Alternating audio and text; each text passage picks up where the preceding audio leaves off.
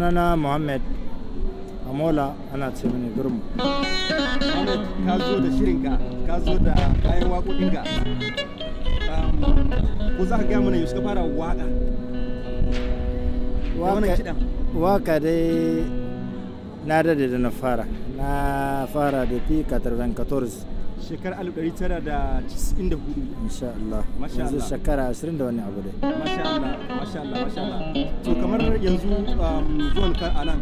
ka zo dama irin ka nuna fasahan ka bangaren waƙe-waƙe to abinda ya kawo ni nan ga kowace shekara inda an yi safam ko safagari ko reka duka ina ciki har suna ma tahiya da ni kasashen waje for example cikin afirka nan ga babin da ba su taya tare da mu kullum ina cikin su kamar da ina da ku je mun taba zuwa chadi da nigeria da cameroon babu inda cikin afirka duka su gana su ina ne ko kwanakin bayan har burkina ma an je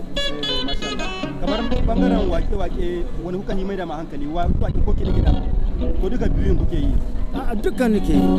nake su yanzu ma na ce maka rashin mikro ne kawai ya hana mana waka kana jin sauti kawai na gita kamar yanzu cikin wake-waken wani irin sako kuke isarwa wani irin sako ne kuke isarwa cikin wakokin to wakokinmu daban-daban ne akwai wakar da muna ta soyayya haka soyayya akwai waka revolutionary menene ake ce mishi cikin Hausa waka da ke neman incin kai haka aiwa sai ka gane waka wadda ta maza ce ta maza ce ta wajen daga ka gane to yanzu wata waka ce ya kamata a ce cikin waƙoƙinka ka dan yi mana domin mu dan samu nishadi to yanzu na yi waka tunda ni sharifi ne akwai wata waka da ake ce ma sharif ita ce zani ita kamar da me bayanin ta